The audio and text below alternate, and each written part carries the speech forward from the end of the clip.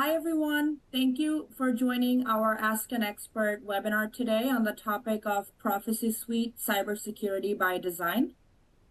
Before we hop into the topic, just a quick disclaimer and confidentiality notice.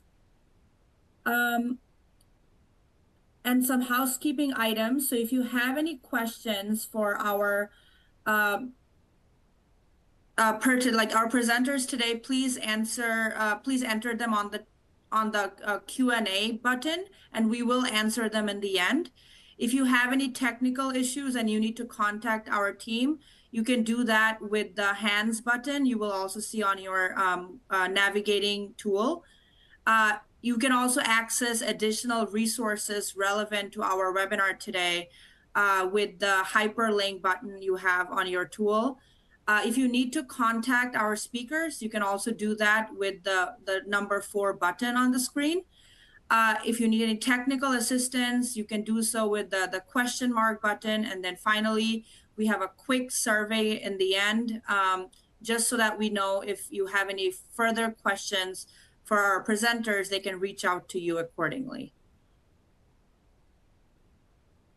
Before diving into the topic, I wanted to quickly remind all of you that this is a monthly webinar series, and we have topics that resonate with our audience every month. So we have the March episode today, and if you were interested to sign up for some of our upcoming episodes, you can do that by just scanning the QR code on the screen. We also have the link to all of the episodes on the navigation tool. So if you wanted to just click on the link from there and register that way, you're also welcome to do that. And with that, I just wanted to introduce our speakers. So we have Brandon Bailey, the Principal Product Security Leader.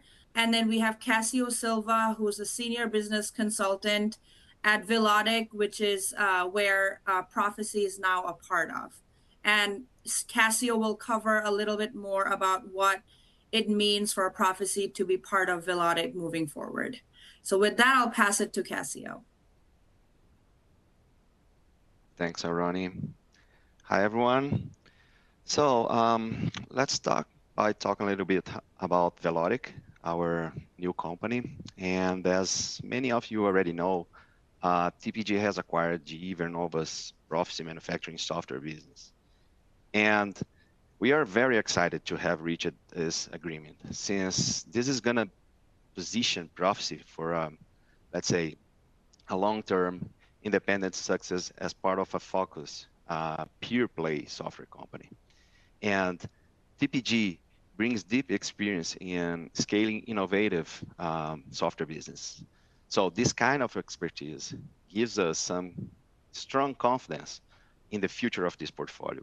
So what you see here is, let's say, it's a combination of Proficy, Capware, and ThingWorx, bringing together proven technologies into a single integrated platform focused on industrial operations. So together, we will be able to create an even more powerful foundation to help our customers drive smarter and more optimized outcomes. So next. So here is just a high-level overview of our Proficy portfolio. We can see how the Proficy portfolio supports the full journey from the plant floor to the cloud across the enterprise. And starting on production scheduling, right? We have this solution to help planners create and maintain more dynamic and effective production schedulers based on available resources. When we say resources, we are referring to machines, to people, materials, right? Moving to production automation, our HMI SCADA solutions provide real-time visibility and control over plant operations. We also have industrial data management, right? This is responsible for capturing and organizing critical production data and to create a strong foundation for insight and decision making. Let's say data is the pillar. It's all about data when we start talking about digital transformation, right? And then we have manufacturing execution systems. This kind of system is responsible for connecting and managing operations on the shop floor to improve efficiency, quality, traceability. And finally, we have production optimization. This is responsible for leveraging advanced analytics and AI to improve performance and drive smarter outcomes.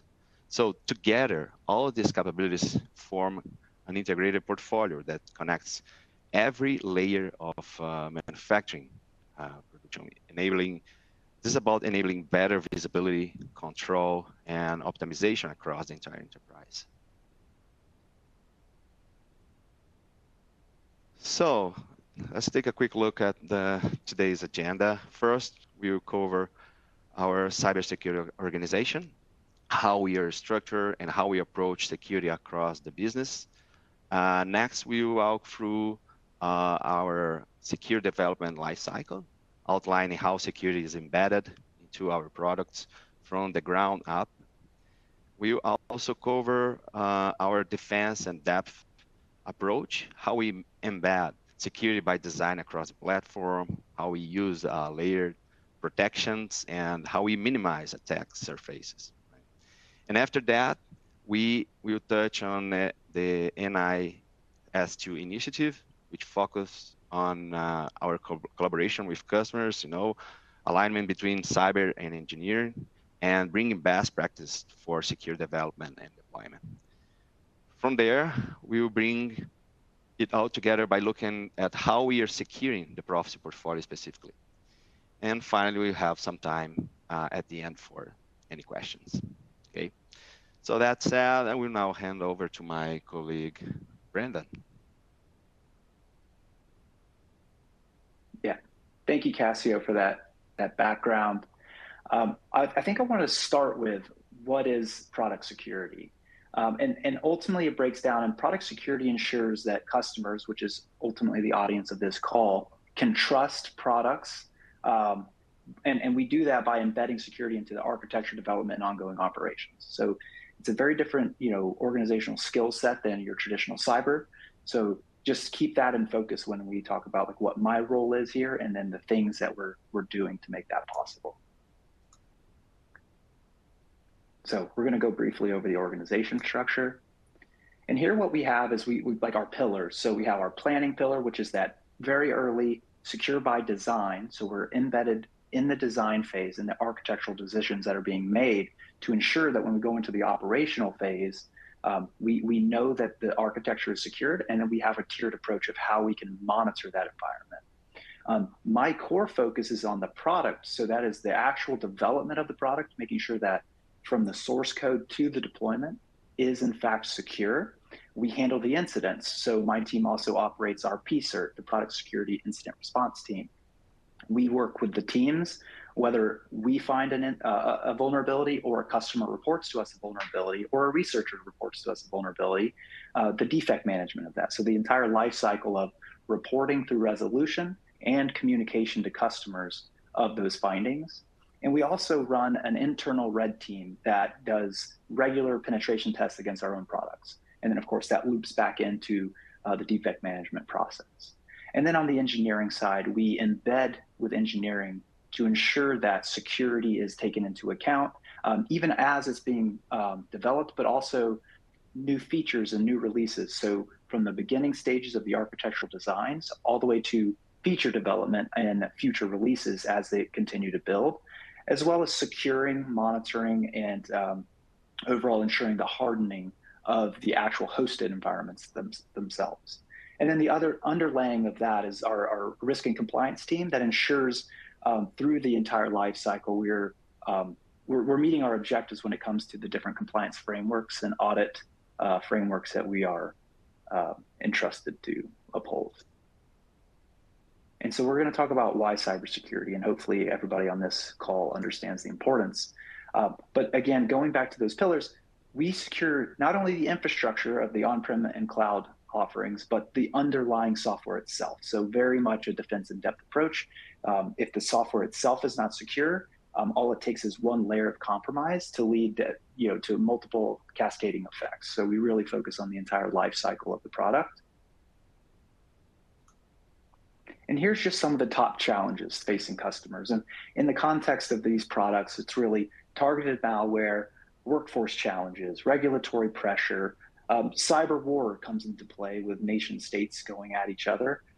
Branded bugs, more of, again, kind of tying into that nation state actor of these really high profile vulnerabilities and exploits that kind of happen. And in today's day and age, supply chain risk is probably one of the biggest topics, which kind of feeds into the NIST2 initiative we'll talk to later. But again, take this all into account. I don't want to talk too much about all of them so that we can keep things moving forward.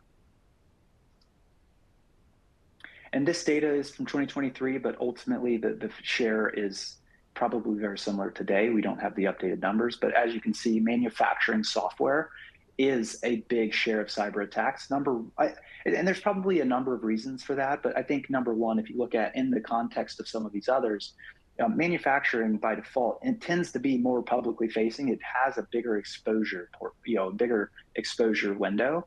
And so by default, it happens to be a bigger target.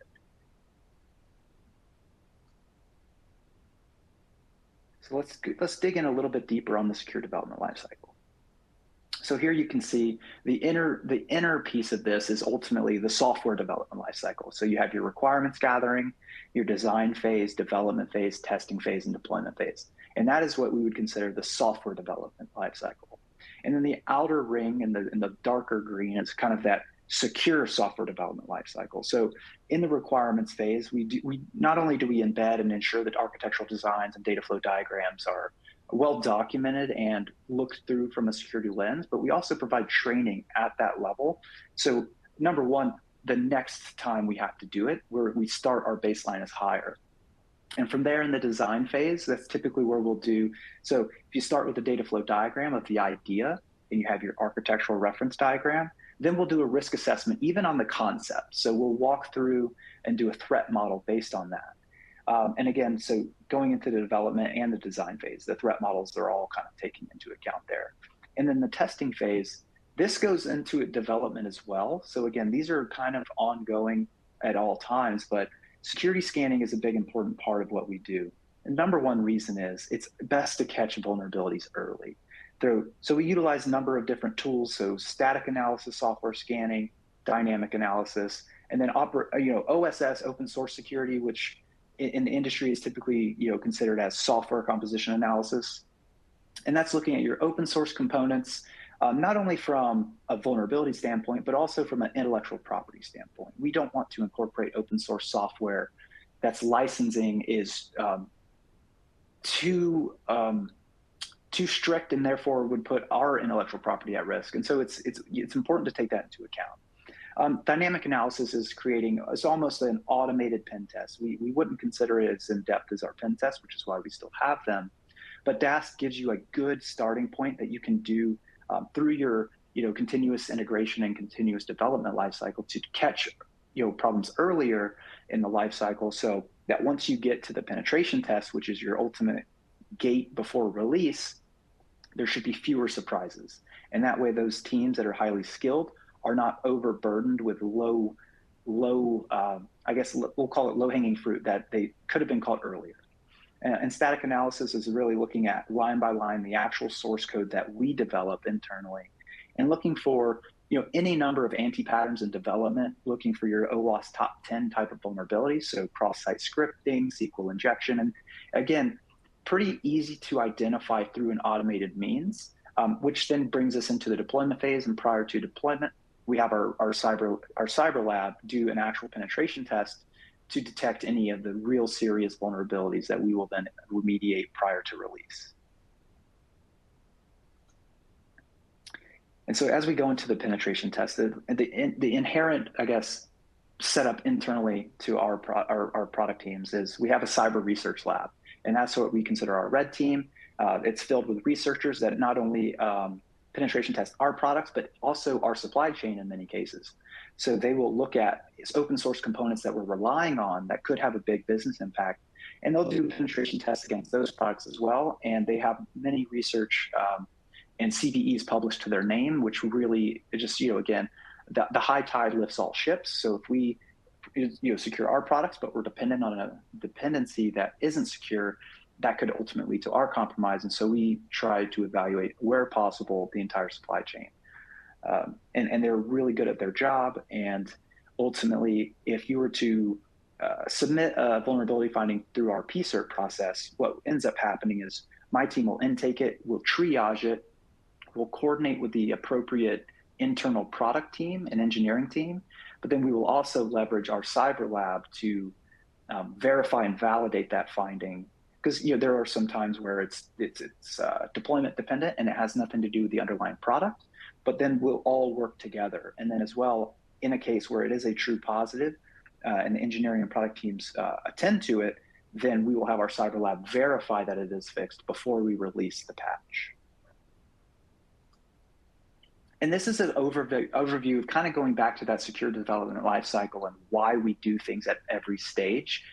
If you catch a vulnerability or a defect in this, whether it's a bug or a vulnerability, you catch it early, the cost is low. And these numbers are relative. You could put them on a dollar scale or a time scale when you think about the complexity of catching things later in the life cycle. If you catch it at the implementation time, again, so if you think about our tooling, the design phase is more of a whiteboard type of diagram drawing. And if we notice like, hey, this connection to that connection needs to be encrypted, cool, we've covered that. But if we don't catch it until it comes to the implementation where we notice, hey, you're using HTTP traffic instead of HTTPS, at that point, it takes more time and cycles to implement that fix.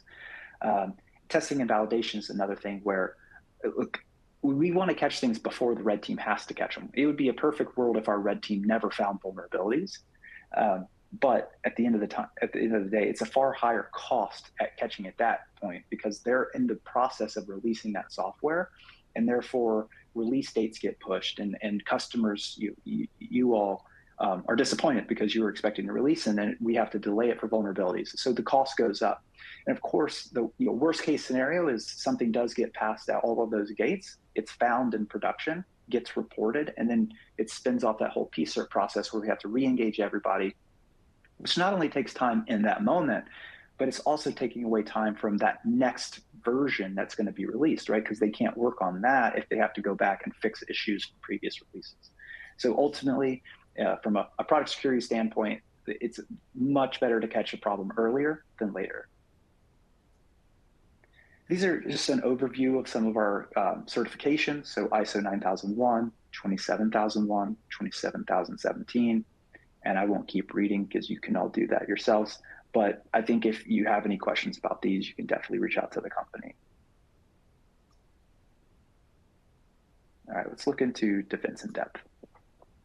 So security by design principles, ultimately, we want to minimize the number of targets. So principle of least privilege, that's an ultimate core cyber concept. Separate privileges, which is ultimately, you segment out what functions in a software can be done by certain roles, which again, it kind of feeds into that principle of least privilege. And then separate domains. For different functional parts of the product, you should separate out those domains. And that's kind of going back and one of the pillars of, say, zero trust. Not to say that that's what we're going for here, but when you think about limiting the exposure of any one system or one person ability to impact multiple products. And then ultimately going back to our open source and other things, it's not exposing vulnerable components. So we separate out the program and the data.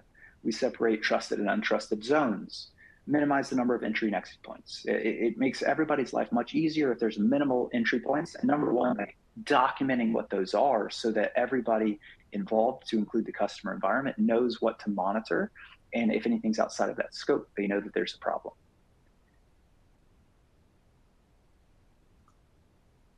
And this just goes into those different layers. So what thing happens at what given layer? So, all the way down, if we start at like the application layer, we talked about this a little bit, like the IAM, the identity and access management, and all the different mechanisms at which you can control that at the host level. And you go up through the zones, and I won't read through this for the sake of time, but ultimately hopefully you can review this and makes logical sense. And some of these physicals, right, it's more of like, you can conceptually understand how the difference would happen in a technical solution versus a physical solution. And this is another representation of that, where we enable this type of monitoring. So ultimately, we want to monitor the product at every phase to include deployment. And this is a layered approach, and it covers our basis. But number one, what we found is the ability, the speed at which we can identify a problem and find the source and root cause is insurmountable to our ability to impact and you kind of stop the bleeding when it comes to a security incident.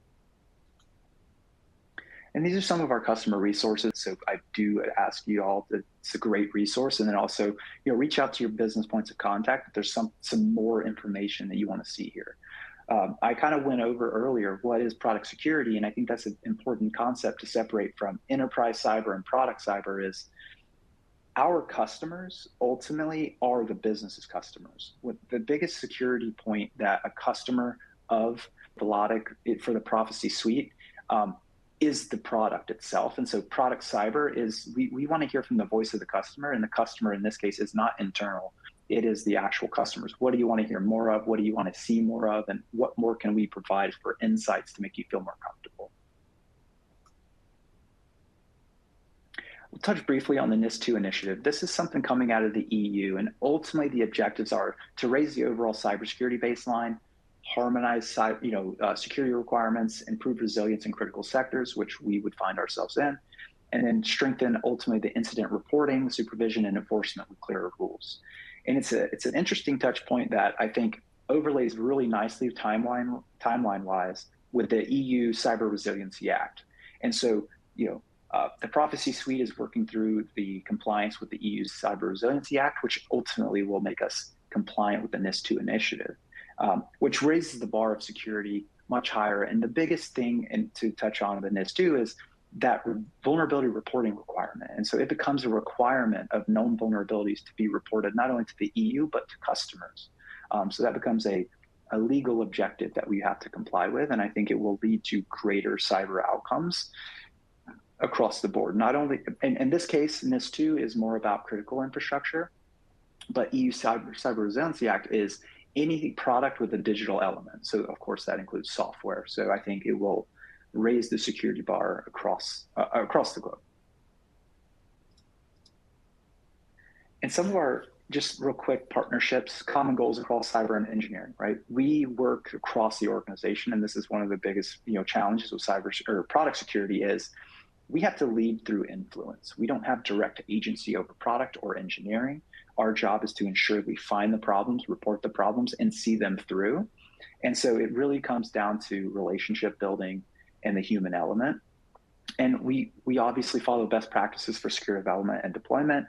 We work tightly with customer IT where possible to ensure that what we're providing meets your internal standards. And at the end of the day, we want to make sure that we have secure deployment guides that guide customers in their own deployments on what we've developed the product for that security layer to ensure that it meets your objectives. And now I'm going to turn you back over to Cassio to talk about the actual securing of the Proficy portfolio. Thanks, Brandon. All right, let's talk about how we can secure the Proficy portfolio by design. I mean, what this means in practice, right? So based on what Brandon presented, you can see that cybersecurity is no longer an add-on or a kind of a final checklist item. It needs to be part of the journey from the very beginning across systems, users, data flows. The reality here is that as we increase connectivity and visibility on the plant floor, we also expand the attack surface. But the good news is that the Proficy portfolio already provides a strong foundation to support this journey. So there are powerful native capabilities that allow you to align with modern security practices without needing to, let's say, to reinvent your architecture. And that's what we will focus now. I will walk you through some of these built-in features to strengthen authentication, improve access control, and integrate with enterprise security standards in a kind of a scalable way. Okay. So what do we have here? This is a kind of a reference architecture for SCADA and HMI environment. just to illustrate how multiple Proficy solutions can be deployed across the OT landscape. Here we have the Proficy components, the core components like the primary and secondary SCADA nodes configured in a high availability architecture. We have storage on server, we have web space, client nodes, and we have configuration hub.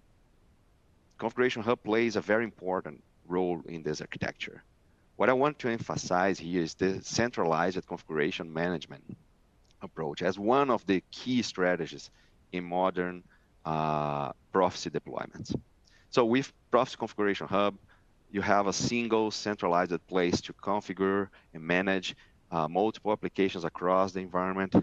So this is about simplified administration, reducing configuration conflicts, allowing engineering teams to manage distributed systems in a much more efficient and controlled way. But of course, another critical aspect of this architecture is security. So as environments become more connected, we need to manage access in a more consistent and secure way. That's where Proficy authentication comes in. It provides a centralized approach as well to authentication across the platform instead of relying on isolated application level user management. So this creates the foundation to integrate with enterprise identity providers and apply modern security practices. So in the next slide, we'll take a deeper look on this architecture, authentication architecture, and how we can use identity providers, MFA, and role-based access control. So when you talk about Proficy authentication as the identity provider, there are essentially two possible approaches for managing users and identities. The first option is to use Proficy authentication directly as the user store, and in this case, users and groups are created and managed directly within the platform. This approach can work well for small or more isolated deployments. However, in most of enterprise environments, organizations prefer another approach. So large corporations typically already have centralized directories where all users and groups are managed. For example, Microsoft Active Directory, right? These systems already enforce corporate security policies such as password policies, account lifecycle management, So instead of duplicating users inside the platform, it's a great strategy to integrate with an existing directory infrastructure. In this model here, Proficy authentication works as a federation server. What does it mean in practice? As you can see in this diagram, the users actually reside in an external system, such as an Active Directory, right? When a user attempts to authenticate, for example, through a browser accessing Operations Hub, a web application, whatever, the request goes through Proficy authentication. And then Proficy authentication will query the configured external identity providers using standard protocols like SAML, LDAP, and then proceed with the authentication process. Okay. All right, so let me quickly show you in practice. I'm going to share my screen to our demo environment. Share that and quickly show you that. All right, for this demo, we have our configuration hub instance integrated with multiple applications, creating a truly distributed architecture, right? When I access the security module, for example, through the Proficy authentication plugin, I can see all the identity providers configured for this system. For example, in addition to the native UAA, we also have here two integrated identity providers. We have an Active Directory connected via LDAP and a key clock integrated through SAML, right? And of course, additional providers could be added to further optimize and scale this architecture. So now let's see how we can leverage kind of a scalable role-based access control model from this integration mechanism. So let me go back to our presentation and jump into the next slide. Okay, let's quickly review this. Process authentication, as I said, is a common security component across the entire Proficy portfolio, right? Whenever you install and integrate a Proficy application, it is automatically provisioned with a set of users and groups specific to that product. So let me jump into the other one, actually. What you see here on the slide on the left, we have the enterprise groups coming from the identity provider, such as administrators, operators, viewers, you know? And in the middle here, we have within Profit Authentication, these groups are actually mapped to application roles. So this is where we bridge enterprise identity with Proficy security model. And on the right, as you can see here, those roles define what users can access and perform across applications like MES, SCADA, and Historia. So instead of managing permissions individually, we assign users to groups, map those groups to roles, and control access across the enterprise, the entire environment. So this is what enables a scalable and standardized role-based control approach, right? So let me switch back to our environment here very quickly. I know that we are running out of time. And go back to our environment. So back to our demo environment. If I right-click here to our LDAP identity provider, you can see that I can select map groups. So let's say we want to grant these users here from the domain, you know, I want grant them access to operations hub applications, for example. So it's just a matter of coming here. I'm going to select IQP, let's see, user, for example, right? And let's say for this specific group, that's what we use to grant access to a user that they need to be members of these groups, right? So to have access to the operations hub. So all we need to do is select here this required group from the top drop down, choose the corresponding LDAP group here. Like, for example, I want to go with this domain users, for example, and just click on the here, and that's it. We are mapping this to that specific group. You know, those users now inherit the required role and can be assigned to applications accordingly. Okay. All right. Going back to our presentation, almost done. Let me go back to this one actually. And we have now MFA, you know. So as I said,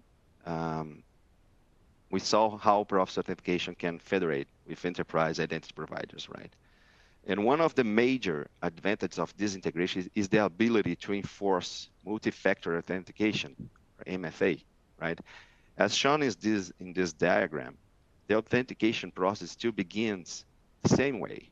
You know, a user, let's say, connects to the application, for example, through a browser, accessing HMI or web-based application. The request is then handled by Proficy authentication, and at this point, the identity provider performs the credential validation, typically verifying the username and password. But instead of relying on passwords alone, the identity provider can also enforce a second authentication factor. This is where MFA comes into play. The user may receive a push notification on an authenticator application. He provides a one-time verification code or use another authentication method, like a hardware token, for example. And only after this second verification step, it's successfully completed, will the identity provider confirm the user identity and allow access to the application. So from a cybersecurity perspective, this is extremely important, right? Passwords alone are often the weakest point in authentication systems, right?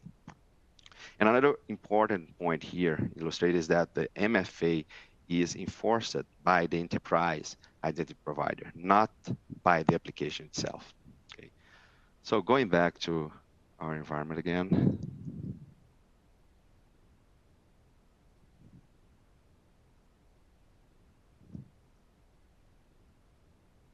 See here, okay. All right, so let me get out of this session now. I showed you that we have a key clock identity provider configured, right? And now you can see that I have an option here to log in through that one, right? So when I click on that, I'm redirected to the key clock login page. I'm going to select enter my credentials, for example. And here, I didn't go through this step, but that's where you're gonna, how do I say, you're gonna, after enter the credentials, I will need now to set up an authenticator app. You know, something most of you are probably already familiar with, but from that point on, every time I log into any Proficy application, I will be prompted to enter the verification code generated by that app. So this approach ensures that our industrial systems align with modern enterprise cybersecurity standards, while we're still leveraging a centralized and easy to manage authentication architecture. Okay. Okay, so with that, I'll wrap up this section. Let's move on to the Q&A. Go back to our environment. Super informative. So we unfortunately don't have time for a lot of questions because we're a bit over time. But we got a question. How will you take these initiatives globally?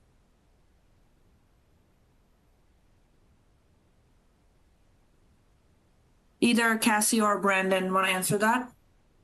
Yeah, so I can answer from a security perspective. I would say everything that we do is already global.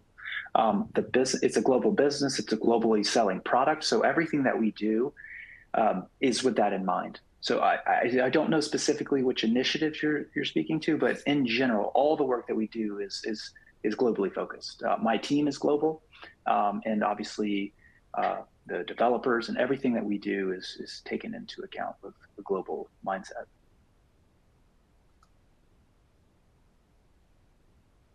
All right.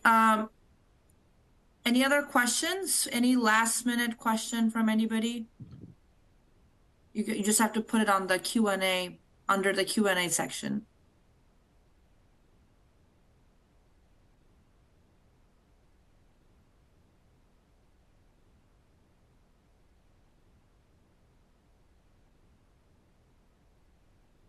Okay, so I'm not seeing any more questions. So we will be sharing this recording with all of you after this call, and we will also be sharing the slide deck. If you do have any further questions for our presenters today, please mention that on the survey that we have for this webinar, and we will make sure to follow up with you accordingly after the webinar happens. And with that, I would like to thank our presenters today for a great presentation. And we hope to see you in our next webinar. So thank you.